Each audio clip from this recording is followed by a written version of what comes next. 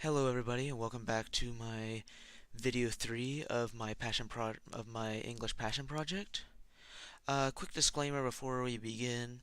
It is at the stage of my project I will be moving forward with more of a concept form rather than a complete built-end product of a video game. This is due to the amount of knowledge, training, and or classes that one would need to build a fully functional, marketable application. As you can see in my first two videos, I came up with the idea of creating a video game. I started with the idea of creating a flame in an infinite runner, meaning infinitely generating platforms of the flame jumping from platform to platform.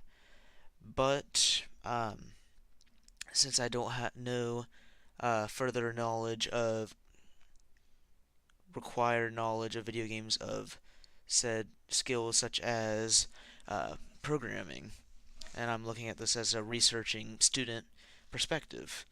So, in today's video, we're going to be looking at the development and the testing and the marketing of a video game.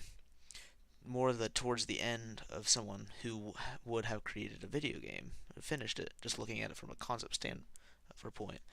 So, the first step is the development of the video game. The ideas that goes into it, everything you think about when creating one. My ideas of creating a flame jumping from platform to platform. That's the ideas, uh, the brainstorming of what you think people may be intrigued to do. Now, we've already talked about the development, of course, but the next step would be your test. The test of a video game are your betas and your alphas and your trials. Um, they would be your trials such as Windows OS, Apple OS, Android OS, and more. OS meaning operating system. Um, because every successful video game, has to go through tests all the time. It is much better to run through the tests of the video game in order to make sure it's fully functional and how you want to do it.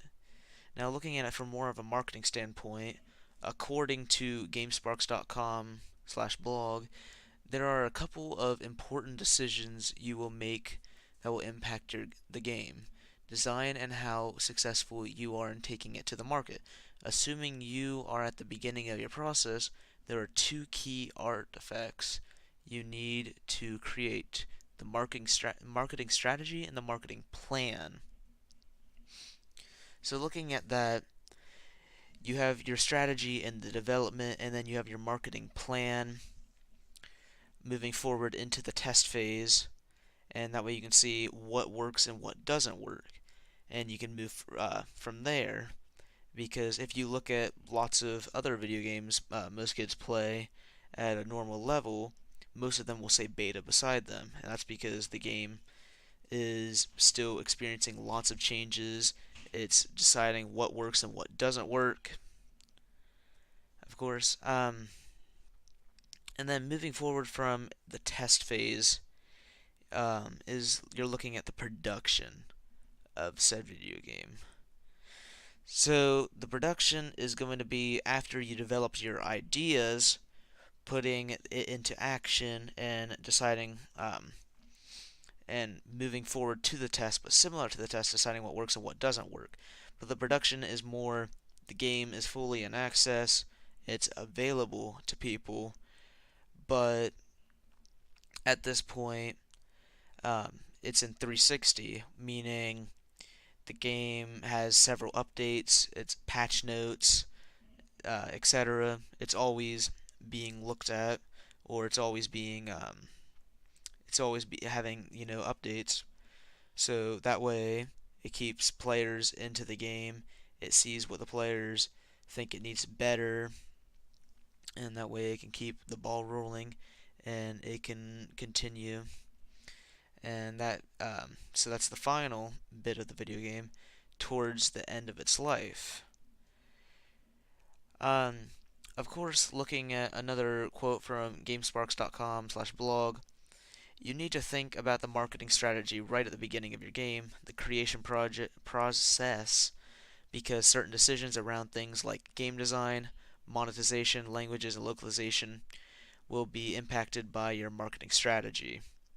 So, looking at the three steps in unison, you can develop your strategy and your plan through the development, the test by going through betas, and of course going through your production and getting more and more updates to the game and making sure it is available to the public in many different formats and it's truly operational and successful.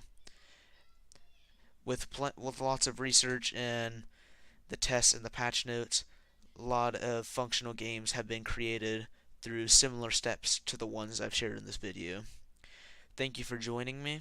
Of course, this video was over the development of testing a game and placing a game on the market. Thank you for joining me. I'll catch you guys in the next one.